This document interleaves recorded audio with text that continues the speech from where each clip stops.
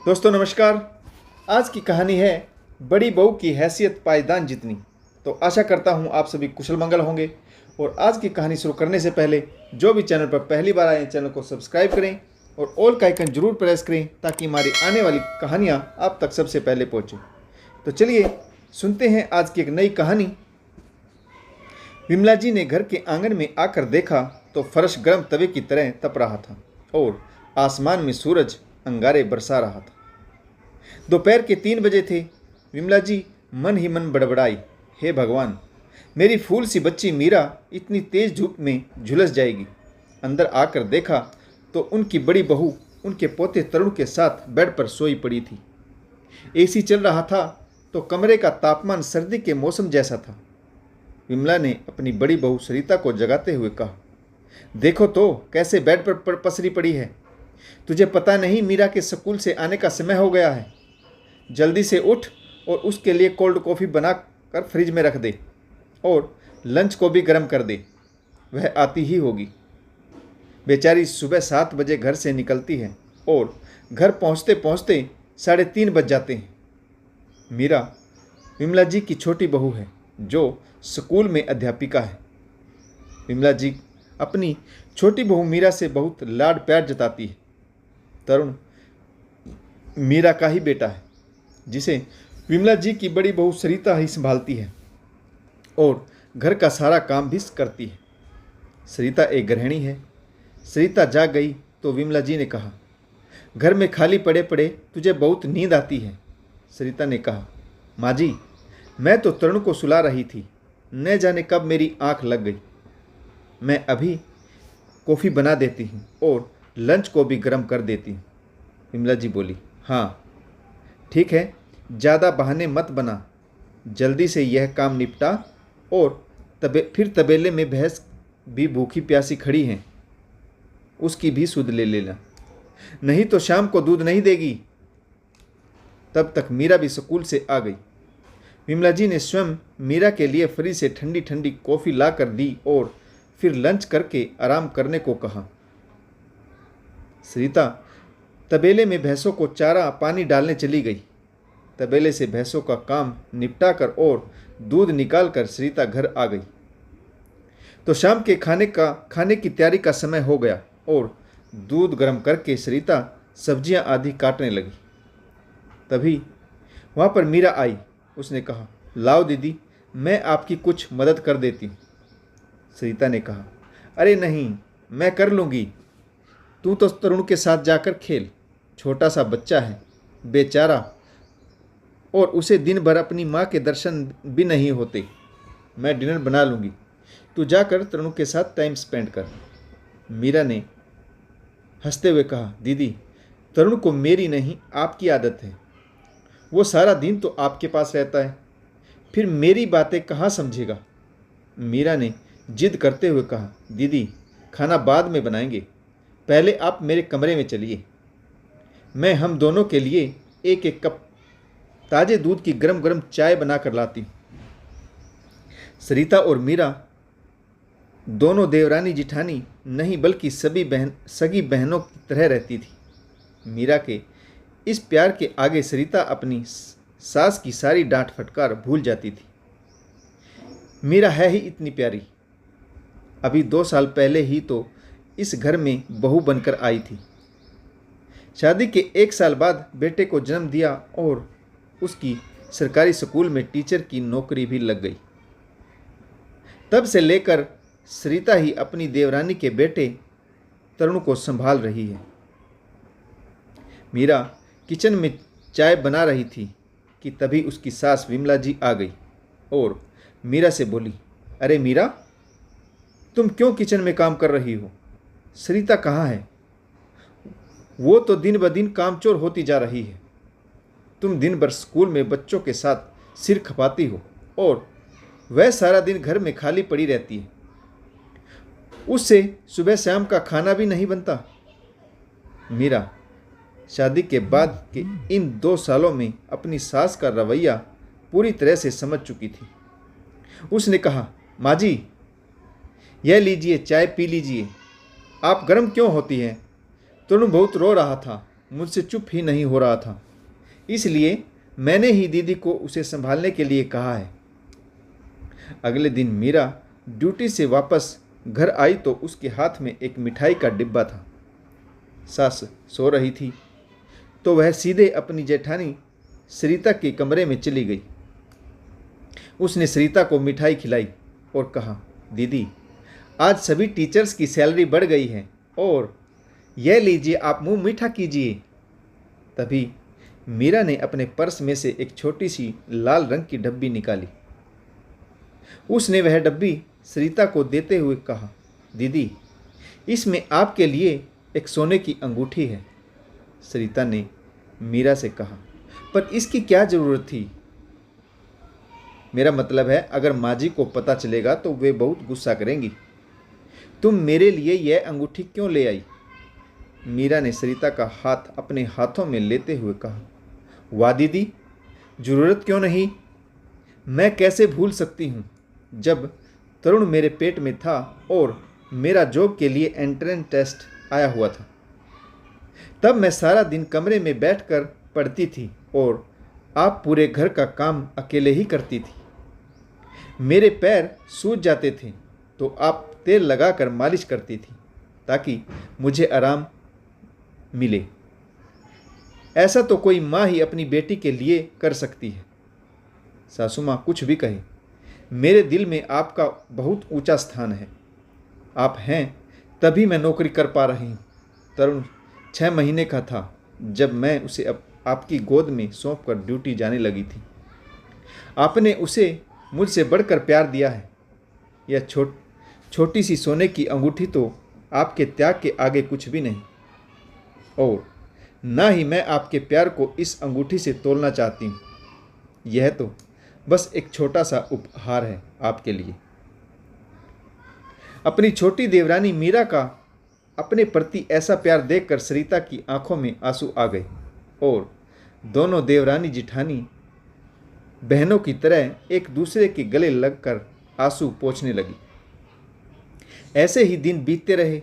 विमला जी अपनी बड़ी बहू सरिता को हमेशा ही डांटती फटकारती रहती। वह सारा दिन घर का काम करती, छोटे बच्चे को संभालती और भैंसों का काम भी करती, परंतु विमला को तो अपनी बड़ी बहू कामचोर ही नजर आती। एक दिन सरिता घर का काम निपटाकर ड्राइंग रूम में टीवी देख रही थी। तरुण सो गया था।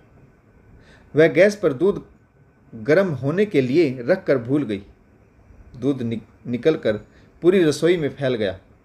सरिता की सास ने इस तरह से फैला दूध जब रसोई में देखा तो वह गुस्से से आग बबूला हो गई और सरिता पर चिल्लाई, बहू आजकल तुम्हारा ध्यान कहाँ रहता है? गैस पर रखा हुआ दूध निकलकर पूरी रसोई में फैल गया। कल भी तुमने तरुण को बेड से जानबूझकर गिरा दिया।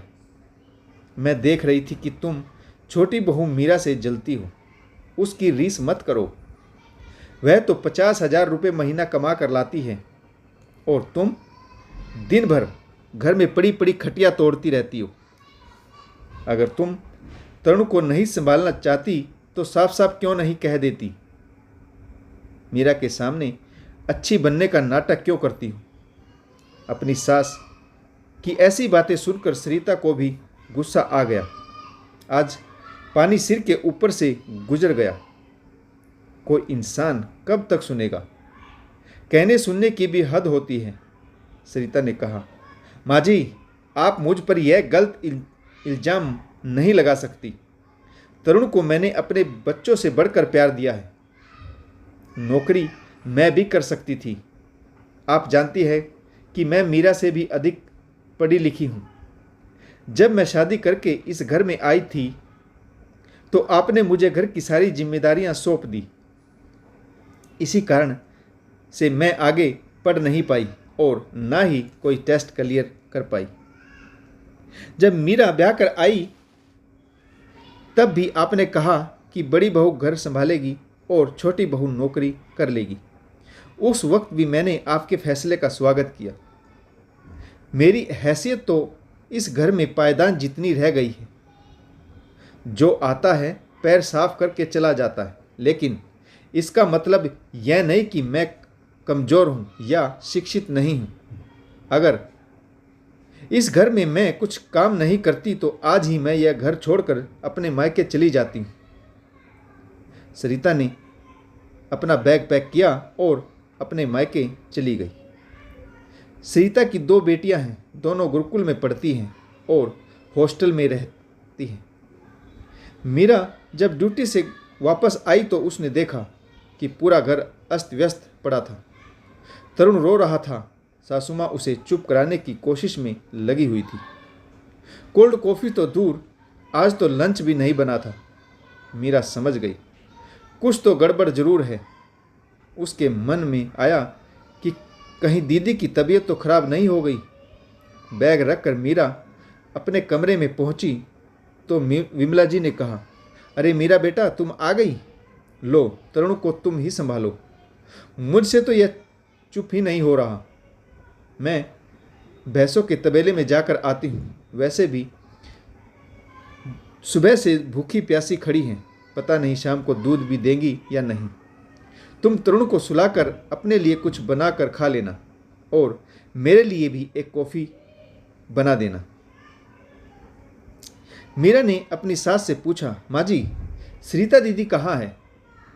विमला जी ने कहा, अभी तो मैं जा रही हूँ भैंसों को संभालने, वापस आकर बताऊंगी। विमला जी ने तबेले में भैंसों का काम किया, दूध निकाला, गोबर कूड़ा साफ किया तो वह बुरी तरह से थक गई। सुबह से तरुण को भी संभाल रही थी। चारपाई पर कमर लगाकर भी नहीं देखी थी। घर आकर सोफे पर निडाल सी हो गई और मीरा से चाय बनाने को कहा। मीरा चाय बनाकर ले आई। तब विमला जी ने बताया कि उसकी जेठानी सरिता ऐठन में अपने मायके चली गई है। सरिता को भ्रम है कि उसके बिना घर का काम नहीं हो पाएगा। देखना मीरा, 4 दिन में ही वापस मुड़ आएगी। मैं जानती हूँ उसकी कितनी चलती है अपने मायके में। 2 दिन में ही भाभियाँ जली कट्टी सुनाने लगेगी तो यहाँ का ऐशो आराम याद आएगा। मीरा ने दबे स्वर में कहा, परंतु मम्मी जी, जेठ जी को कैसे समझाएंगी? विमला जी बोली, मेरा बेटा है, मेरा कहना ही नहीं टालेगा। उससे कहूँगी कि सरिता को लेने न जाए। जैसे गुस्से में आकर सब कुछ फेंक कर गई है, वैसे ही जब उसका नखरा ढीला होगा तो आ जाएगी। सारा दिन घर का काम करके और तरुण को संभालते संभालते बहुत थक गई थी और रात को सोते समय विमला जी की हड्डियां चस चस कर रही थी। बरसों बाद इतना काम किया था। मन में आया, सरिता होती तो पैर दबा देती और उन्हें नींद आ गई। अगले दिन मीरा सुबह जल्दी उठकर थोड़ा बहुत काम निपटाकर अपनी ड्यूटी पर चली गई। विमला जी को रह रहकर अपनी बड़ी बहू सरिता की याद सताने लगी। उनका एक पांव घर में तो एक पांव भैंसों के तबेले में। कभी तरुण को संभालती तो भी कभी घर के काम करती। कुछ भी तो समेटने में नहीं आ रहा था। दोपहर होते होते बूढ़ा शरीर जवाब दे गया। विमला जी को आराम न मिलने की वजह से बुखार हो गया। गर्मी का मौसम था। उचित देखभाल न होने के कारण तरुण को भी उल्टी दस्त हो गई। अब तो काम और भी बिगड़ गया। मीरा अपनी ड्यूटी से वापस आई तो सास और बेटे की बुरी हालत थी। वह सास को संभाले या अपने बेटे तरुण को। ड्यूटी करके आई थी तो वह भी थक चुकी थी। जैसे तैसे करके मीरा ने घर को संभाला। उसने अगले दिन ही स्कूल से छुट्टी ली, परंतु तरुण की तबीयत में कोई सुधार होता नजर नहीं आ रहा था। शाम को सरिता ने मीरा के पास फ़ोन किया। सरिता ने कहा, मीरा मेरी बहन, मुझे माफ़ कर देना। मुझे यह कदम उठाना पड़ा। मुझे तरुण की बहुत फिक्र और हो रही है। तेरे जेठ जी बता रहे थे कि उसकी तबीयत खराब हो गई है। तू कहे तो मैं कल वापस आ जाती हूँ। तरुण की ऐसी हालत मैं नहीं देख सकती। मीरा ने कहा, नहीं दीदी, आप कल अपने मायके से वापस नहीं आएंगी। अभी तो माँ जी को आपकी अहमियत समझ आई है, जुबान पर आना बाकी है। जब तक वह स्वयं आपको फ़ोन करके वापस ना बुलाए और अपने बेटे को आपको लेने ना भेजे, आप खुद से यहाँ मत आना, नहीं तो एक बार फिर आप अपनी अहमियत खो देंगी। आपने यह कदम उठाया है तो माँ जी को उनके किए का एहसास होने दो। अगले दिन सुबह मीरा अपने रूम से बाहर निकली तो सासू माँ जेठ जी को समझा रही थी, बेटा, सरिता के बगैर यह घर नहीं लगता, तू अभी जाकर उसे ले आ। जेठ जी ने कहा, परंतु माँ, वह जिद्दी है, मेरे कहने से नहीं आएगी। सासू माँ ने कहा, तू फिक्र मत कर, मैं अभी फ़ोन कर देती हूँ। सरिता मेरी बहू है, मेरा कहना नहीं टालेगी। मैं ही बेवकूफ़ थी जो अपनी बहू की अहमियत नहीं समझ पाई।